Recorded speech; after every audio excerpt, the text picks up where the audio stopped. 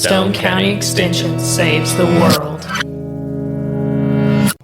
You ready? I'm ready as I can be, I think. All right. Yeah, we're recording again. Today we didn't get to record last week, and today's the only day this week we're going to be able to get to record. So sorry if you're expecting one last week and didn't get one. All right, episode. It was a busy week last week. Yeah, we here, there, and everywhere. Yeah, running. Went to Banquet. Little Rock. Banquet. Yeah, and then week before seemed busy. Yeah, that was a busy one too. It's that time of year. Yeah. So this episode, we thought we'd talk about a little bit about starting a farmer's market, what we did here in Stone County, and kind of, the rules behind the Arkansas Food Freedom Act, which used to be the cottage food law. We'd talk about kind of those rules. So it'd be an interesting episode, I figure, if you're into farmer's market or wanting to be able to sell. Beyond there's a lot of these little pop-up farm stands showing up, and so this would apply to those areas as well. Those are pretty popular right now. Yeah, so there's some things to think there's about. some rules, things to think about, what you can do, or if you're going to sell, what you might have to have a license or be inspected. We'll talk a little bit about that, but we had some exciting weather also last week. A tornado touched down. Kind of hit north of Mount View here, went down kind of backside of Luber area, and kind of dropped off to Highway 5. Around the base of Freeze Mountain, and then I think it went over towards Pleasant Grove from there. Mm-hmm. Luckily, no one was hurt. Very fortunate. Yeah, either way, thankfully. Luckily. There's another call for... Fortunately. Yeah, severe weather tonight, so hopefully... Do you get nervous? I do like a storm, not gonna lie. I like the thrill of the excitement. But last year when that one was about 1.5 miles, 2 miles from my house, I got a little excited. When the power went out and I didn't know exactly where that tornado was, and it was my maiden voyage in the safe room, we actually shut the door this time, so that was a little too close to home for me. But I can't help but like the excitement of a storm. Winter storm, thunderstorm, I don't know. Yeah, I like just storms. Kind of enjoy it. When I was a kid, I was terrified. I remember, I think I grew up after this. I was like, I can't do that anymore. I embarrassed myself in front of the whole church. But I remember there was a tornado, and it seems like we take them a lot more serious nowadays. Tornado warnings. When I was a kid, serious. Maybe I just didn't pay attention. It's like tornado watch, and I was like, nothing's happening. Tornado warning. I remember we took him pretty serious after the one that, affected Martha and them through Red Doors, and I think 7 people lost their lives through that one that went down in Sylamore. I remember my family took it pretty serious after that. And then they experienced the one in '08. My parents live on South Bayou, and it affected their farm. And we were very fortunate compared to a lot of people in that one, but that was a large tornado. That was one of the, it may have been the one longest on the ground in the state of Arkansas. It was EF4. They come through Atkins, Clinton, and... Mountain View, and then Melbourne. And is it EFU? No. No, that's my daughter's telling us this joke. I don't know if you're keeping this in there or not. Was she telling a joke? She's serious. No, she doesn't think it's a joke. But someone, we don't know who, my mom said, I hope it's a child that told her this. She goes to public school, by the way. And they said, what is the big... She was worried at our banquet the other night about the weather. And Brandon said, it's an EF12, just messing with her. And she's like, no, actually... The biggest tornado on record is an EFU. And my mom about lost it.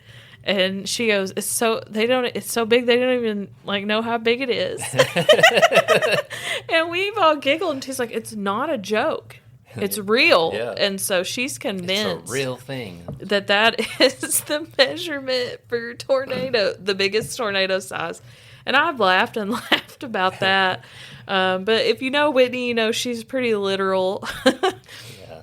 Well, when I was a kid, I remember, our babysitter was Rebecca Wilson. She'd come over, and Rebecca's who I rode last year's tornado. She came to my house for that. Well, she'd babysit us during the summer, like during blueberry season. They would be picking, and I was kind of old enough that I could kind of go wherever. Like, I wasn't quite working in the farm yet, but I'd like ride my bike. Yeah, ride my bike over there, and or sometimes I'd be at the house. Well, when Becca's watching us, like a thunderstorm would come through, and we'd go down to the basement, and that always made me nervous. Well, I remember one time at church, we had to go. It was evening church, and we went across to the parsonage. Yeah, at Calvary. At Calvary, and they had a basement. And I remember being down in there crying, like, oh no. I think I'd left my blanket at the house. I was worried about I used to have a special blanket, and his name was Blanky. Blanky? Yeah, and he was like this, he had like jungle cartoon, is like green, and like jungle cartoon, like animals, and like blue and yellow and red. Were you 13 when you had Blanky? Oh, I had him from the time I was a kid till... I debated whether to bring him with me to college. Listen, me and Brandon married still slept under this blanket with baseballs and basketballs and stuff. It was the softest blanket. This one, I mean, and I'd had it forever, and like, well, you should have kept it till you were married. It's still at Mom's. It's hung up like Blanky. That's what we used to do. I'd tell him stories. Like on Saturdays, we'd get up and watch cartoons. You tell Blanky and then I'd a story? tell Blanky stories. But during this storm, I was worried about him. Oh, you thought Blanky was going to get blown away? at my house, and I thought he was going to get blown away. And so I was sitting there crying, and I remember Brandon, like, bringing the cat over, trying to calm me down. Well, that's nice of him. And then I remember afterwards being like, Tyler, good grief, you're 6, 7 years old now. You can't be doing that. Gotta be a man now. You can't be scared of these storms. Whose cat? The preacher at the time. I bet that cat loved all them people down there. I think his brother, Alan. I forget the last name. Oh, yeah. He's the one that baptized me, whatever. But he had like 4 or 5 kids. I remember that. But yeah, I used to be scared of storms. What changed you other than wanting to? I don't know. I was like, well, they're actually kind of cool. I like thunder and lightning, and I'd really like to see a tornado off in the distance. Yeah. I don't get excited unless it's time to get excited. Like, unless it's an actual tornado warning, there may be one on the ground. I don't get too thrilled or, I don't get too anxious or anything. But I do keep a really good eye on them. Like, I watch, and I'll get up in the night and check the weather. Tummy? Like, get sick? Have you ever had that happen? Not from a storm. Well, from anything. Like, who am I talking to? Do you even know me? Yeah. Do you even know me? Well, the reason I brought it up was like Case and them. They went to Silver Dollar City the other day, it reminded me of the time when we went on a class trip and I remember my sisters were there because I had to leave. I had a baseball game, and I remember we got lost in Silver Dollar City. All 3 of you? Yeah, me, Taylor, and Tori. And Tori, like, she'd get nervous and get scared. Well, then she starts puking, starts throwing up. Well, we'd lost Mom, and my little trick that I'd use when I'd get lost wasn't working. So when I was a kid, I'd always wonder... And it doesn't seem this way anymore, but like we'd go to Walmart and stuff or JCPenney's, and I'd just wander off and go look at stuff or go hide in the clothes and stuff. And I'd get lost from Mom. And sometimes it'd be serious, like couldn't find her, and I'd have to go up to the front. Or you just start crying, and surely someone will help you. Yeah, that was my trick. It's like, okay, I look for her, can't find her. And does my little trick work? Nope, still can't find her. Start crying, and then I got brave enough to talk to people, and I'd just be like, can you page Bonetta Cass, tell her to come up to the front? But you can't really do that at Silver Dollar City. Yeah, but what I'd do is like I'd spin in a circle, like I'd just spin on one leg and like point, and wherever I pointed, that's the direction they'd work. That's still how he decides things Like- now. No, I'm just kidding. Well, Might as well. Like 60% of the time, it worked every time. 60. Now that is a But way to look at Yeah, it. we were lost, and so like I remember, like we were kind of up top at Silver Dollar City, and Tori she's nervous and just puked a lot. Well, I remember like the next day at school, like after we'd found Mom and made it home and made it to the ball game, like my friends' class was like, "Man, somebody threw up in Silver Dollar City." I mean, it was everywhere. They're like, I was like, "Where at?" Like as you come to the top, about to the where you go out. Oh, you mean she just puked where because they where, funnel kinda everybody. Where the gazebo is. Oh my gosh, and that's where everybody has to walk to Yeah, get but they were like, there was puke everywhere, and I was like, that was my sister. She'll be so Yeah, proud. it also happened one time when, like on a snow day, we were coming back from school when school got canceled. Was that when it was like blizzarding on you? Yeah, it's like blizzarding. Like anymore, it seems like they just cancel school. There's a chance a flake will fall Yeah, in. It's like, and, we got to get school's these kids canceled. home safely. Well, I remember, like, Mom was a teacher, so we're driving home from Marshall, and, like, it's coming down, and she's driving, and, like, I'm kind of nervous, because I'm like, she's going real slow, and we're kind of sliding. Tori's in the back, and she's like, Mom, you're in the middle of the road. You're in the middle of the road. She's like, no, Tori, it's okay. I can... got more of the road, it's okay as long as we don't meet a car. Oh, no. Right then, a car pops over a hill, and Tori just everywhere. Yeah. So she's a nervous puker. Yeah, she's a nervous puker. Oh, man. Well, anyways, everybody be safe out there. In the weather, watch the weather. Take it seriously. Yeah, and you can sign up for alerts for our county for the warnings, too. I need to figure out how you do that. Yeah. Well, anyways, so any programs you've got coming up? I'll talk mine while Anna's looking up how to sign up. So we do have the final part in our series for the Little Red River Beef and Forage Conference. This last one's going to be May 15th, and it'll be at the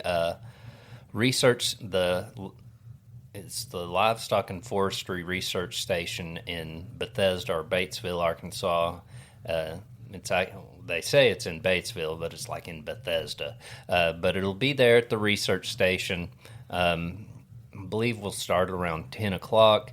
And this one's going to be more pertaining to dealing with pests, how to deal with, like, big ones that are on the mind right now is the Asian longhorn tick, because they can clone themselves essentially, and they're so prolific, and they can cause also spread Theileria. We'll be talking that. I think New World screwworm, and then we're going to get some handling, like hands-on with live cattle demonstrations. So. Knowing where to properly give shots, a little bit of animal health. And that will be the topics for this. What do you got? So tomorrow I have my 4-H assignment, and we just had our EHC Spring Council meeting today. Let's see, for this, I'll be on the Grow Your Own Grocery series on Thursday, May 7th. So you can sign up for those webinars and watch them later if you're not able to attend the live. And then, next week we've got Orama. I will be out of town. And then on May 18th, Melinda Kaufman and Chelsea Conway from Fulton and Sharp counties will be coming, and they will teach an air fryer and a pressure cooker, like an Instapot style class.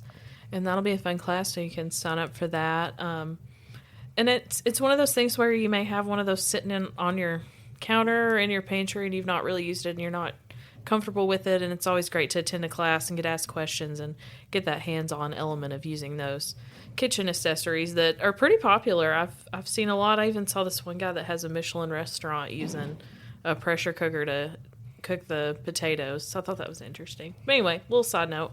But that's on May 18th.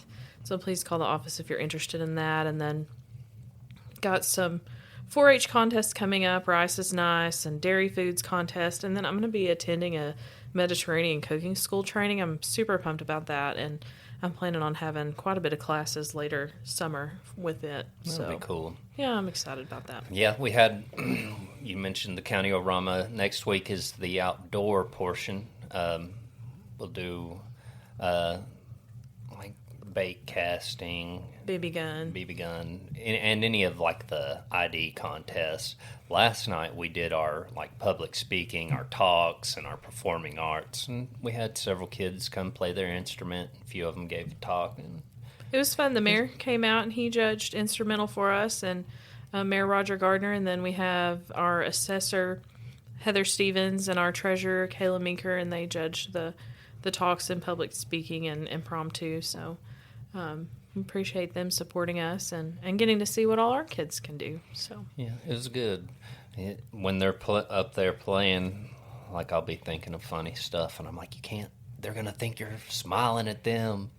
Like, yeah, I did think in one, like, and I about laughed because, you know, they're playing the fiddle, and you were timing them to, you know, guess how much they're done, and like she had gone for like a minute 15, and that's about average time. Yes. You know, around a minute. So it's like it seemed like she's about done, and it kind of come to like the last note. And Anna went to stop that thing, and she fired back up, and I almost died laughing. Good thing you did. didn't. Like, because it was just funny. Because Anna went to do it. I was like, it's done, and then she. Yeah. Well, I thought she was done because typically my daughter plays fiddle also, and whenever they put on like a performance with Music Roots, I think they have them go through twice. But I think she hit that third rendition, and I wasn't expecting it for the third run through. Yeah, I'm glad you didn't laugh at throwing her off. I thought I was like, man, it'd be funny. Like, you know, they get a little bit nervous, and you know, you don't realize how long time is when you're nervous. No. And I was like, it'd be funny if she just sat here and we didn't say anything, and she just kept going for like 15 minutes, thinking, just repeat, just trying to get to between that time frame of, you know, a minute to 3 minutes. I hit the table, but yeah, you have a hard time knowing how much time's actually passed, and then sometimes you think not a lot of time's passed, and then you're hanging out till 9:15 last night talking. Yeah, we're like. We started at 5:30, and we got done at about 7. And like I was texting, like trying to figure out picking up like food and stuff, and I'm like, I'm leaving. And like we all went outside and we're sitting there, and then they started telling stories. And then, I love a good and they story. weren't stopping. It was like you kind of find the break in the lag, and so, well, I gotta go, and that didn't happen. It was just bam, bam, bam, and then finally I was just like, I've had a Sonic order in for about 30 minutes. I've got to go, and I left it right at 8, but then y'all stayed. About 9:15, yeah. Yeah, we had good stories, good times. Good people. We have fun 4-H'ers. Yeah. Well, anything happened today at the EHC thing? Anything funny? Well, yeah. But I don't want to tell people. Yeah, I guess you'll have to join EHC to find out the funny stuff that goes on. No, we had fun. We had a Cinco de Mayo theme, and we had the food room, or not we, like they. But I mean, I'm a we, but I wasn't. I showed up and, you know, helped cut up a few vegetables, and that was it. But the food room came over and explained a lot about their process and how it works for our county. And one beautiful thing about them is they have food that they can give to anybody that needs it. And so they don't ask a lot of questions. Yeah. Could you use it? Would it be beneficial for you? You know, they don't push so much need. They push like, would that help you? Yeah. And that's a wonderful thing. And they rely very heavily on the community and their efforts. And so we have several EHC members that volunteer for them. And we've had multiple food drives for them. And they do such a great job in our county. And so they had talked. And then Cassie spoke about a lot more about Cinco de Mayo, and I found out it's way more popular in the U.S. It's only really celebrated in one city in Mexico, so it's kind of like the U.S. to kind of take something and make it our own, good or bad. But we learned a lot about it and the traditions with that, and then and we ate and had raffles, and I think they were going to hit a pinata, but we came back. Yeah. So, but they're a fun group. It was good. Yeah. These monsters make me burp. Well, Dr. Pepper makes me burp accidentally. I've listened to some podcasts, and they just do it. They're like, I could win a burping contest. You don't want this smoke. I mean, my ability is embarrassing. It seems like that girls can burp really good, because Addie, she burps pretty good. I wonder what it is. I don't know. My household's not too impressed with it. It's a shame. I don't have many talents, and they can't appreciate any of them. I can make my eye whistle. Yeah. We never weird. showed them at the you forgot. Olive Garden. Let's see if I can do it. That was my eye. Yeah, that was weird. Isn't that weird? Yeah. I can't hear for a short time after I do that. Well, yeah, we took the youth leadership kids. We went to Little Rock, toured the Capitol and the Clinton Library, and one girl had never eaten at Olive Garden, and we were like, we gotta go. It's the one place that got suggested that nobody really objected to. So yeah, we had the best server too. Yeah, he was amazing. What was his name? Ernest. Yeah, we were near McKay Mall. Shout out to Ernest. He was the best. Yeah, he was good. And he had kids the same age as them, so he really knew how... I was that way too. You kind of mess, at the restaurant, and everything's funny, and they're just giggly. I remember one time I got caught, like we'd gone somewhere with a youth group or something, and because I remember... like Dean Gamble was there, and like Ashley and Kristen and maybe Eric. But anyways, I was being a little dork there, turd at somewhere we were eating. Yeah. And anyways, someone said, I think Ashley said something to me, and I was like, well, the waitress is flirting with your dad. Oh, and she's right there. The waitress?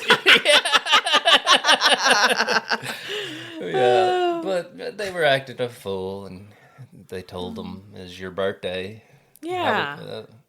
Stinkers. And he was funny. Like, Anna's like, no, and he just... He would not look at me. Yeah. Like, he wouldn't. He's just like, I got He knew they were full of it, and he went along with it, and I think they might have ended up telling him, the one next to me, but she goes, it's not my birthday. Yeah, because he brought it back. I thought it was for me. Because then we all like sang happy birthday, and we got to the name, and it's kind of like, happy birthday, dear Mary.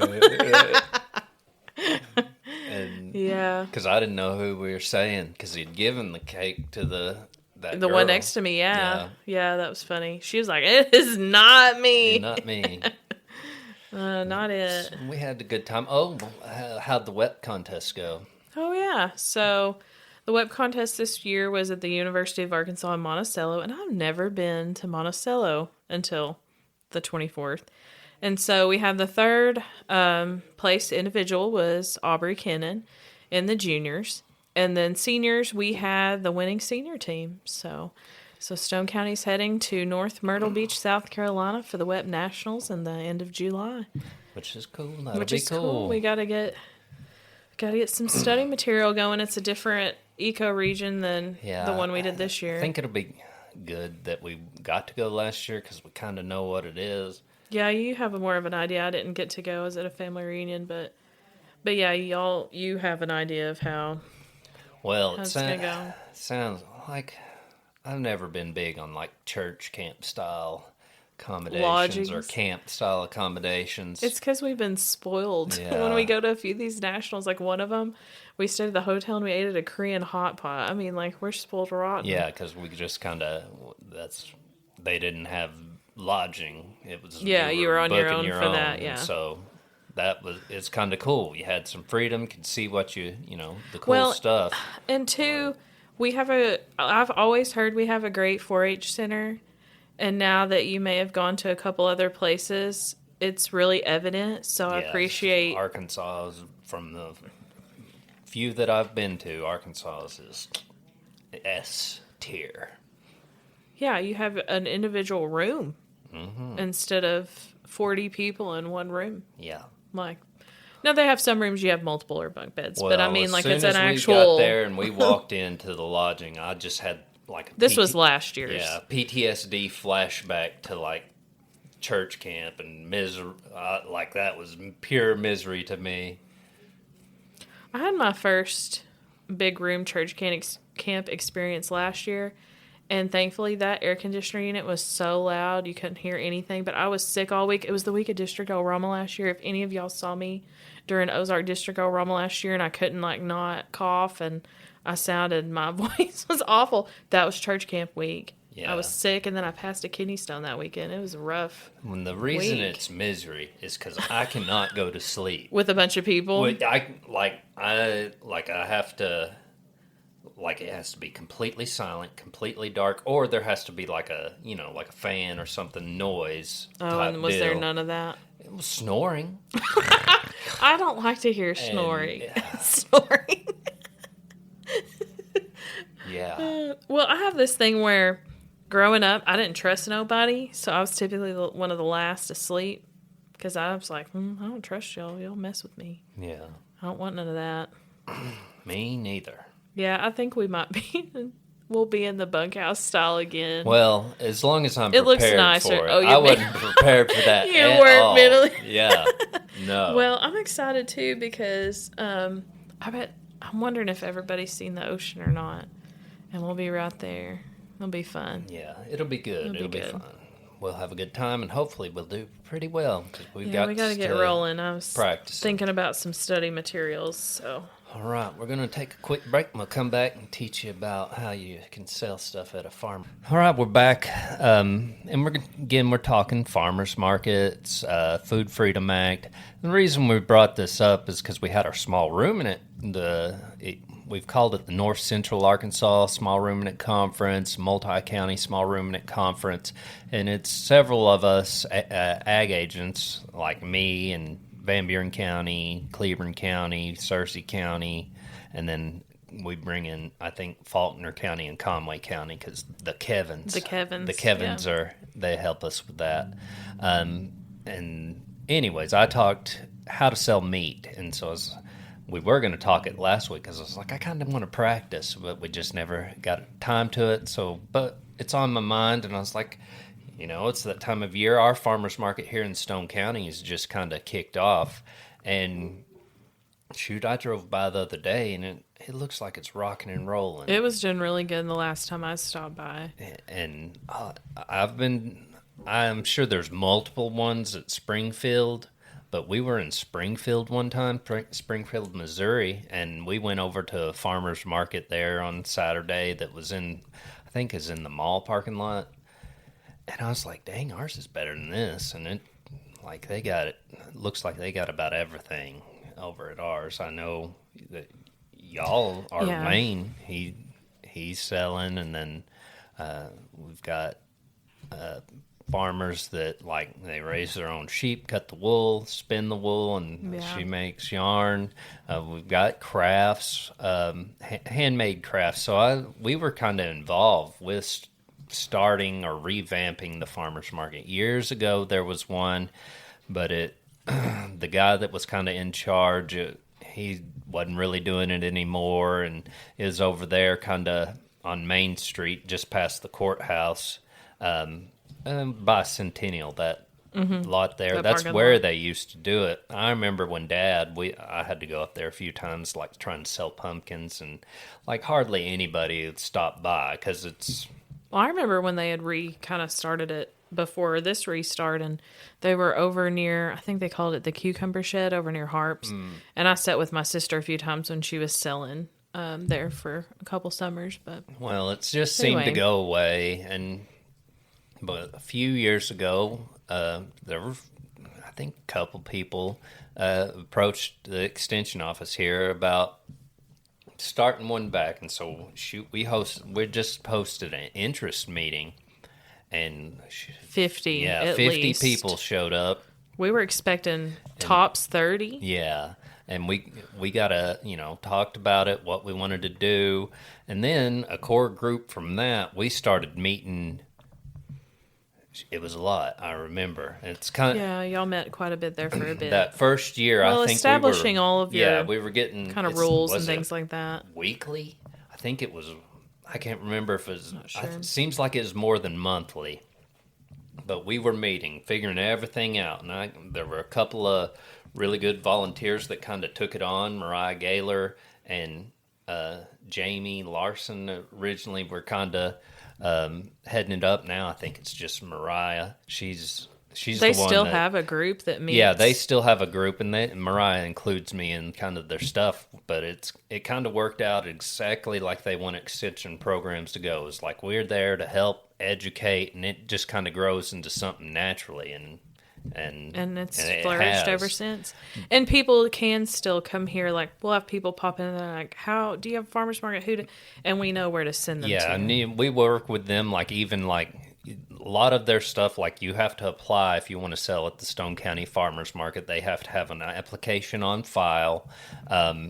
And like we've agreed to be kind of a drop-off point for hard copies, but they've got it mostly online now. Yeah. But we still do that for them if they needed. But with our farmers market, like when it started, they really wanted it to be a farmers market. Fruits, vegetables, things that they're raising that they can sell. Didn't want a lot of handmade crafts, but I think they've it goes hand in hand. They don't want a lot of, I guess, what you'd call flea market type stuff, but they want it to be handmade. And it looks like a good balance, because last time I was there was asparagus and some other early season vegetables, and there was different kinds of meats, and so there was those goods, and then baked goods and coffee and other things like that. So it felt like a really good balance. And plants, you can sell plants. So we learned a lot about during that time what can and can't be sold at a farmer's market. And so if you're interested in starting a farmer's market, or you want to join up to a farmer's market, each farmer's market's going to kind of have their own set of rules. Yes. Again, the Stone County Farmers Market, it's all, if you join the farmers market, you kind of have a say in how you want, but it's also like they all vote for how they want it run. There is a charge to join in the Stone County Farmers Market. It's not much. It's not much. But anyway, so what can you sell at a farmer's market? So I usually talk like the products that are coming from livestock, and then Anna knows a lot more about the food, like if you're selling preservatives or. That's just the kid bell. That's the kid bell. So we got a little bit of time. So if you do want to, sell meat or products like that, we also can now sell milk. That's actually changed. Raw milk. But it has to be sold a certain way. It can't be sold at a farmer's market, but now the laws changed that farmers are allowed to sell it.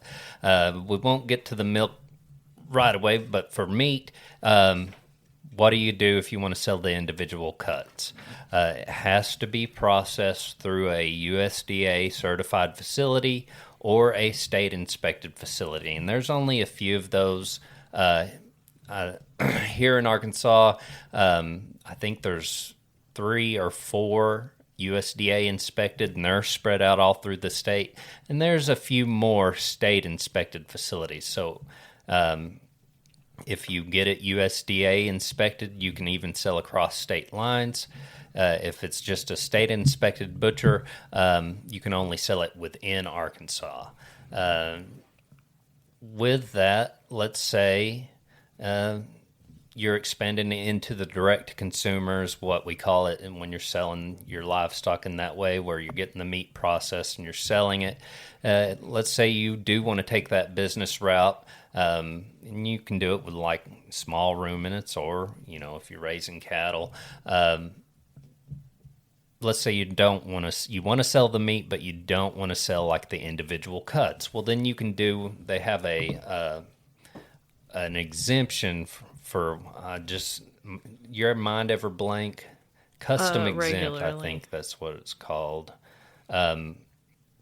They have an exemption to where it's not, you're not necessarily selling the meat, but you're selling the animal to an individual, and it's an exemption. So someone's wanting some meat, maybe it's a half or a quarter, or maybe they want the whole thing. If you're getting a beef, a whole is a whole lot of meat. So people typically split it up into quarters, halves, wholes, whatever a family needs, and then they sell that animal to them, and then if I have the animal, you would buy that animal to me, I'd take it to the butcher for you, and then you talk to the butcher how you want it done, and then they sell it. Or maybe you and a couple of people, like you buy half and you buy half, or you buy a quarter and three other people buy a quarter.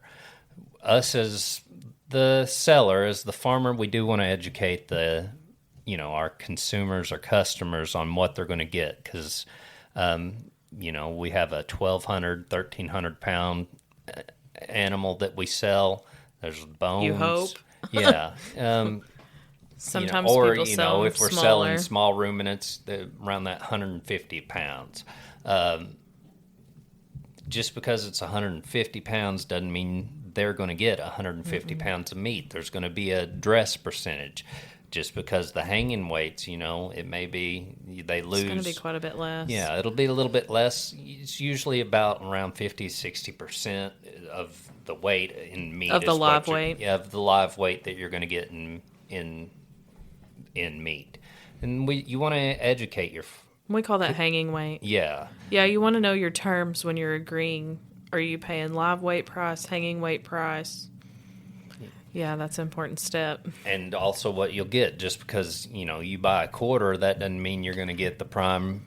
That doesn't mean you get your choice of steaks. T-bones, they come from different parts of the animals. You want to educate them in that way, but if you are wanting to sell direct-to-consumer meat, either for the individual cuts, have to go through a USDA or state-inspected facility. Again, you can find that online. I think the Cattlemen's, they have it on their website where all the different U.S. Well, there's not very many, so for it won't each take you area, long. yeah. Okay, so let's say we want to sell the meat or the milk now. A lot of people, and my uncle's gotten into it. My uncle and cousins. The way it reads that it can be sold is through.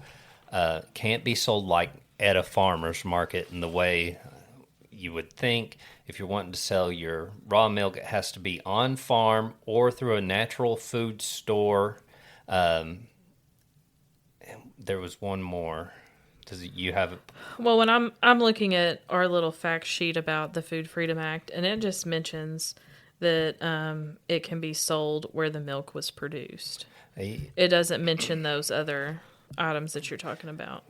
And there is a limit to the amount per year. I think is it? I think that's changed a little bit. This was updated last in July of 2025. So if there's something a little more new, which is possible in the raw milk world. I know they can sell it off farm. Like it can be at like a natural food store. But it wouldn't be a farm stand that wasn't on your farm. It can be. The farm, really? Mm-hmm. You need to pull that up so we can be sure.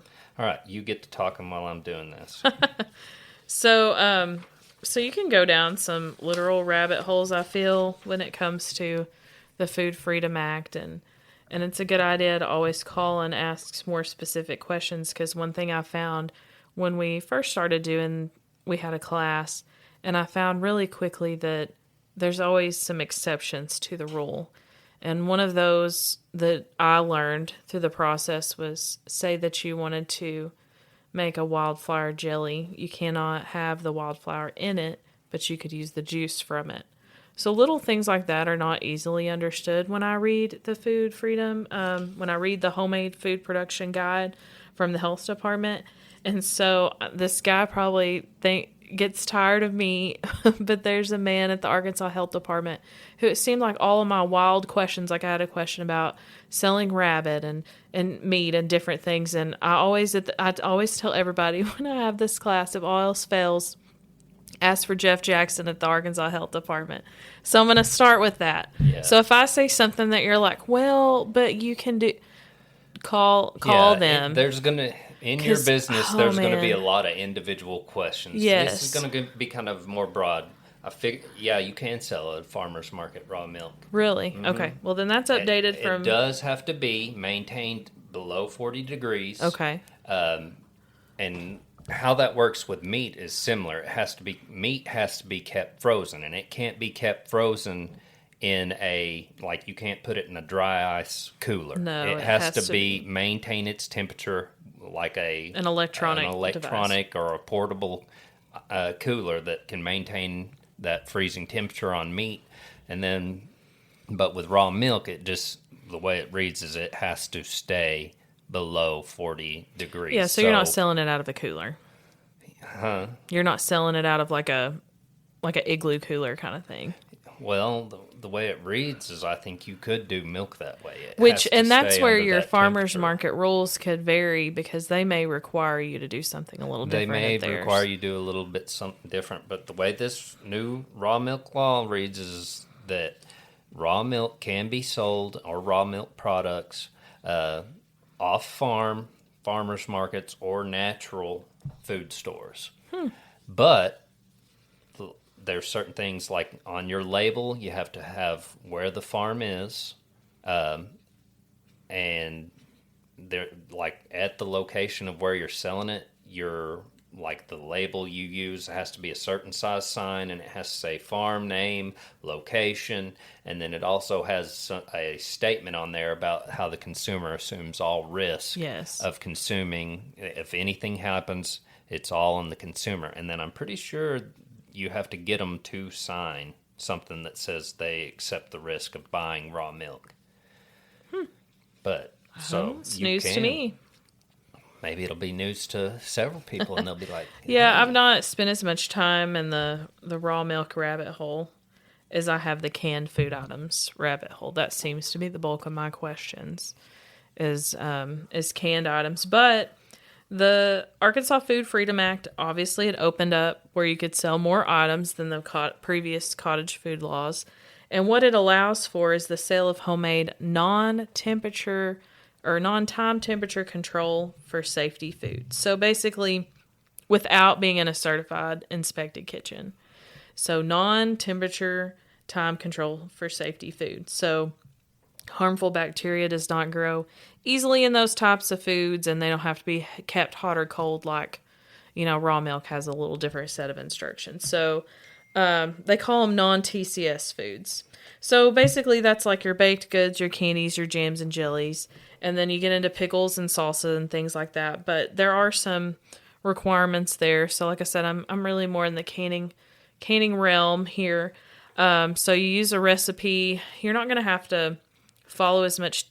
You're not going to have to test if you're using an approved recipe, which it's never a bad idea to test to make sure that the recipe's if it's from the Arkansas Health Department or the University of Georgia, you're good there. But if you don't have a recipe from that, you're going to have to test your acidity for your canned items. And so it's going to have to be a value of 4.6 or less. And where some people run into mistakes is they think, I can use those little paper pH testers. Mm-hmm. No, it has to be a certain pH meter. And I actually have one here at the office if anybody is needing to look at it or understand. It requires some calibration. And there's I got a whole set of how to test using that, because you're going to have to test your liquid. Then you're going to have to blend your solids and test your solids. Then you're going to have to blend that together and test that. And so each batch that you make, you're going to be giving it a batch number, and you're going to be doing those pH tests for each one. And you're going to have to keep up with all that information. So that's where it's a little easier if you're using a approved recipe. So I don't think you're going to have to go as extensive on your pH testing if you're using that approved versus non. And like I said, there's always a little bit of exceptions, because I've been talking to Janet out of Van Buren County, and we were going over sourdough bread, and so you can sell sourdough bread, but when you start adding inclusions that have a higher moisture content, then you're starting to affect the safety of that item. So there's so many little pieces to this, and that's what gets difficult. But there are some certified labs that you could run your stuff through, or processing authorities. And so I have the fact sheet. It's making and selling homemade food and drinks in Arkansas, the Arkansas Food Freedom Act. And it's put out by U of A Extension Service and the Public Policy Center. And it's from 2021 when the act first came out. And so, it goes over and gives you these links for the pH meter and different things. So say you have grandma's pickle recipe and it's the best, you're going to have to go through that process to sell it. And so that gets tough, but that's some of the stuff you can sell. And, that poultry meat and those require time temperature control for safety. So that's why they have to be inspected. So I get a lot of questions about dairy. Well, that's not a safe at room temperature product. So when you're making something with dairy in it, that's going to have to come from an inspected kitchen. And I get that question a ton about cream cheese frosting and things like that. I've been asked, can you sell mushrooms? And you could if they were you farmed them, you raised them. Yeah, but you're not able to sell wild. You can't sell wild eggs.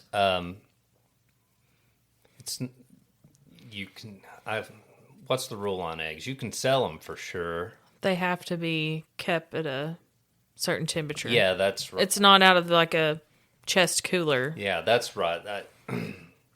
I don't know if we should give loopholes, but well, I'll tell it. Yeah, but anyways, that's what I was misremembering the eggs, because they're another one of them. They have to be kept chilled, cooled. Yes. I believe the air temperature is 50, but unless they're fertilized eggs, for hatching. Yeah, you can sell those, and they don't have to be kept. Hatching eggs. Mm-hmm. Yeah. Well, one interesting thing too is so say you're selling vegetables, but you're selling lettuce. Now you can obviously cut the lettuce at the base and sell it, but if you chop up the lettuce, you're not able to sell that. And that's where we're talking about introducing that bacteria and the time temperature control for safety. Mm-hmm. So when those vegetables are whole, you can sell that. And then I think you can't sell seed sprouts. Yeah. Now, but I heard a loophole on that is that you can sell them in the mat form. You can't have picked them, but if they're in the full mat, then you can sell. Is what sprouts. I'm hearing that people. Well, it makes sense because we'll get it. You've not cut it. Yeah, you've not cut it, but also you can sell plants. Rules on selling plants is it can't be any natural soil. If you're going to be selling trees or plants that have been grown in natural soil, you cannot sell those. And in fact, you have to have a nursery license or get each of them inspected. I think, and each of your plants. You have, and it has to be inspected. But you can sell in soilless type media, if you're using potting mixes. Potting mixes, essentially, yeah. Yeah, and a lot of people don't realize that. They think they can't sell, say, tomato plants. Way, I'm growing some sprouts, and they're still in the mat. Well, there's sprouts. I'm selling them. I mean, not that we're trying to give Americans. Out loopholes, but we're Americans. But I thought this was American. But I will say the raw seed sprouts are on the list of things you don't feed someone who's high risk.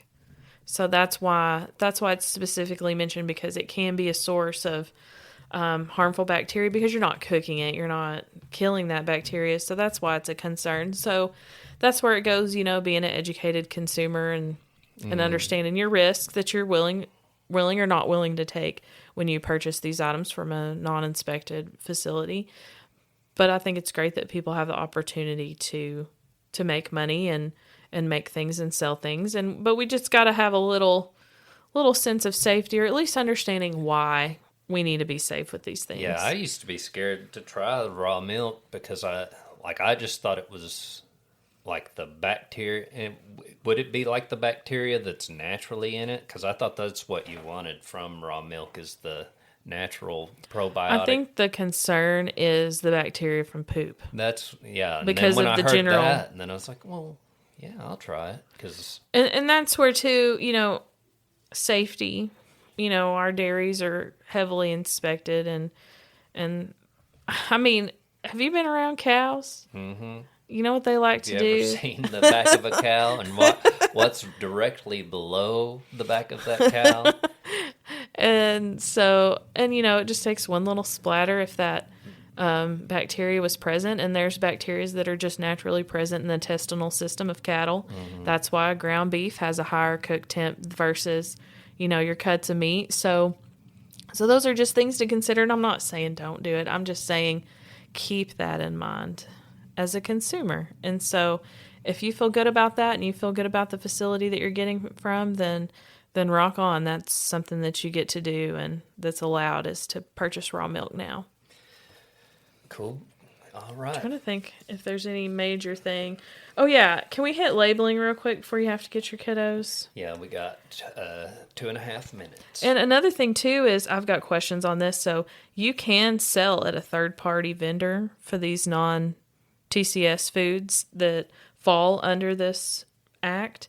That just has to be separate from what's produced there in a inspected facility. So you just have to have it in more of the retail area away from like your restaurant area.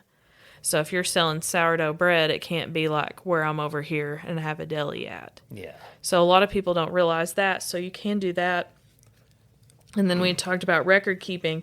So if you're selling homemade food or drink products using acidified vegetables, so that's where I was talking about that testing. You have to have a batch number, the date, recipe used, source of recipe, and your pH testing results. You have to maintain a log of that if, like, you're selling pickles or a relish. Now, if you're selling other items, you would need the product, the date the item was made, the common name, and the ingredients used. And then all else you seem to have, from what I understand, is this product was produced in a private residence that is exempt from state licensing and inspection. This product may contain allergens, which is important because you never know. It's better to state that they have a chance of having an allergen present than to think you don't. But this is a required legal type statement that's written out. I don't have the exact word for word, but that also has to be on your raw milk. On your raw milk too. Mm-hmm.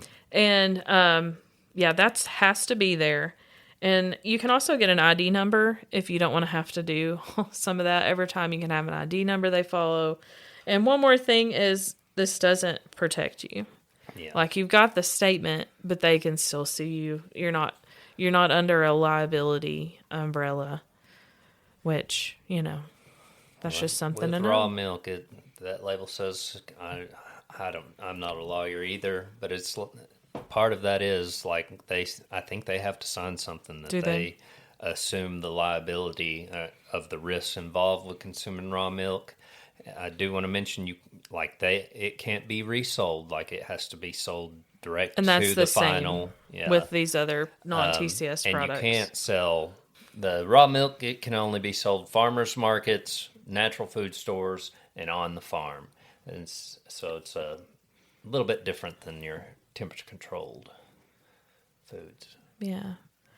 And I just think one of the last things that I wanted to mention, after, making sure you're labeling everything correctly, a great place to go before you even start is the Arkansas Homemade Food Production Guide, and it's put out by the Arkansas Department of Health. And you want to look through there because it'll immediately say, like, no permit required, and then you'll go and follow these different things and what's required for each of them. And like I said, if you have questions, we can direct you, but your best resource is going to be calling the Arkansas Health Department at the state level and getting detailed information. But we definitely can direct you in a lot of areas and give you great fact sheets. But there's always these little tricks and little avenues to go down for each of these different items as they learn more and work through this new act. Yeah. Well, I guess it's not that new, but it still feels new to me. What got us one time somebody had asked about rabbits, and that was Oh man. figuring out if you could sell rabbits legally or not legally, because they're not processed and inspected. There's nowhere in Arkansas Correct. that does that. And so what we figure out finally? Well, we figured out finally, and hopefully nothing has changed since this time. After I spent 3 weeks sorting this out, and I finally ended up to the individual I mentioned earlier, was that you have to butcher them in an inspected facility, like a permit through the Arkansas Department of Health, like a kitchen that they've inspected, not like a inspected butcher. Okay. But then, even then, it was still kind of odd. There's like a certain amount you can sell per year, and there's some other things with that, and so the person was still kind of like, okay, so that's when you make that call. But it took them a while to get me to the right person. So if it takes them a minute to figure it out, sometimes, these rules are sometimes hard to understand for us, much less the consumers and the producers. So Yeah. But that's what the extension's here to do. yeah, if anything, we get a bunch of weird calls, and we'll try to send you to the right place. Yeah. What's the weirdest call you've ever got? I don't know about the weirdest, but like my first week here, I got asked what size coffee filter did this person need to use. One time I had somebody say, why doesn't canned food last 20 years like it used to? I thought I didn't know it ever lasted 20. But, innocent question, I guess. You can eat everything once. Yeah. Yeah. 20 years is pushing it, man. Yeah. Goodness. Yeah, I'm trying to think. I've had some interesting, funny ones. The worst ones are like this. Like, where do you get this? Who's selling this? Yeah, that's tough. Those are hard. I had one time ask how to clean a rock. Like it got stained or something. How do you clean a rock? It doesn't matter. I didn't have an extension resource for that. Yeah. Fun fact, though, I have gone down the rabbit hole myself of how to darken a rock. How do you darken one? Well, so the best method that I have used in my demos is, let's say I have this orangey rock and we're doing landscaping around our house, and I poured used cooking oil on it, and by golly, that turned that rock dark quick. Hey. So, but then also acidify, so like vinegar or things like that can help, but my best result has been used cooking oil. So that's random. Yeah, neat random fact. I don't like orange rocks, sorry. When all you have is gray rocks, you want them all looking the same. But Yeah. anyway, Stone County. Yeah, Stone Rock County facts. rocks. We should have like sandstone, orangish colored sandstone. We should have like a stone fact each time, like a rock fact. A rock, yeah. I got a rock fact for you. What is the state rock of Arkansas? We were at the Capitol the other day. Not the gym. State rock. I know it. I was there. I seen Oh, it. you remember? I'm pretty sure. What was it? Bauxite? I thought it was quartz. I thought bauxite They had three. is the rocks. The mineral? The mineral is quartz, and the state gem. Quartz is a mineral? Maybe I got that backwards. Yeah, I think Bauxite so. was one. Quartz was Well, another. now I'm not feeling and very then knowledgeable. diamond was the state gem. Gem, yeah. Have you ever gone and dug for diamonds? No. I've never been to Pike County, I don't believe. It was a really interesting experience. It was absolutely not really that much fun as far as the washing goes, but it was cool. Oh, you were right. I was wrong. The state rock of Arkansas is bauxite. Shame on me. Bauxite, it contains aluminum. And That's what I was about to say. The most common ore of aluminum. So the state rock of Arkansas is bauxite. Pretty sure in there, Bauxite, Arkansas, Yeah. where they mined aluminum. Did they mine aluminum I'm pretty there? sure they were in bauxite. The Arkansas state mineral is the quartz crystal. And then I know for a fact the gem is the diamond, because we're not going to miss our opportunity there. I will say we have a lame state fruit and vegetable. Wasn't it the tomato? Yeah, and those are gross. Oh, gosh. In your opinion. Oh, man. I bet you made Bradley County mad. I bet. What was the there state ain't no fruit? one in Bradley County listening. It gives us an Well, update. if you are, you tell us. Say, Don't talk about my tomatoes. Don't talk about my tomatoes. Is that how their voice is? Yeah, it's it's not just any tomato. It's a Arkansas. Oh, pink, that's the state fruit is the tomato. Forgive me. It's the pink tomato. Yeah, more specifically. Pink vine ripe tomato. I know my Arkansas facts My gosh, how do you know these facts so well? because I've got a weird memory that remembers. Okay, so that's the things. state fruit and vegetable. Mm-hmm. Why can't we have a fruit and a vegetable? Do you know what the state flower is? Apple blossom. Yeah, Do you know what the state bird is? yeah, mockingbird. Yeah. Do you know what the state instrument is? I don't remember. Fiddle. Oh, I could have guessed that. That was my first guess. So I did know it. I'm counting it. We need to do. Do you know what the state mammal is? Yeah. White-tailed deer. Mm-hmm. What was left? I feel like we've memorized that little we should have done a exhibit. trivia. Oh man, We should yeah. have saved it and played trivia.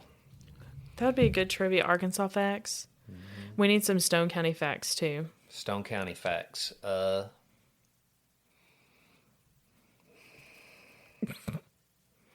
The White River flows through the north At part. what state does the Arkansas River begin? In Colorado. Yeah. I've seen it. I've seen the ditch where it begins. Isn't it near Leadville? Yes. Yeah. Leadville, Colorado, yeah. I mean, I don't know if it's in Leadville, Colorado, but it is near it. Mm-hmm. Yep, I've seen where it starts. It's just a ditch. Well, we're just full of knowledge. I know. We're ready for a trivia night. A general trivia. Yeah. Do you got anything else? Not at the moment. Well, I think we can wrap it up because this will be right at an hour, maybe a little over. Well, I hope our anyway. time's renewed. Surely. All right. Have a good week.